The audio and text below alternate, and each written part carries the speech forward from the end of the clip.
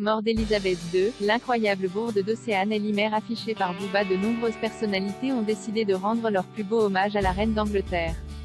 Océane Elimer a plutôt décidé de commettre une bourde. Le jeudi 8 septembre, la reine Elisabeth II s'est éteinte au château de Balmoral, dans les Highlands écossais. La nouvelle a eu l'effet d'un choc, d'abord au Royaume-Uni, puis dans le monde entier. Pour beaucoup, la reine était presque immortelle tant son règne aura duré. Avec elle, c'est aussi une partie du XXe siècle qui disparaît ainsi qu'une certaine vision de ce qu'est le Royaume-Uni. Ce pays aura en effet connu de profondes évolutions depuis son accession au trône, si bien qu'elle était presque la seule constante à laquelle les Britanniques pouvaient se raccrocher. L'annonce de son décès a été suivie d'une vague d'hommages et le Royaume-Uni a déclaré un deuil national. En attendant, certaines personnalités de la télé-réalité n'ont pas pu s'empêcher de faire quelques bourdes. Toujours le 8 septembre, Océane Elimer a publié une photo sur Instagram pour rendre un hommage à Brigitte Macron. La publication Instagram montre très clairement qu'Océane Elimer a cru que la première dame de France était décédée.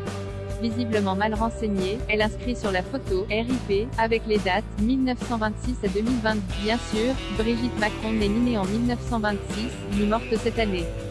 Ce sont les dates de naissance et de décès de la reine Elisabeth II. Mais pour une raison ou pour une autre, Océane Elimer a cru qu'il s'agissait de la femme du président de la République.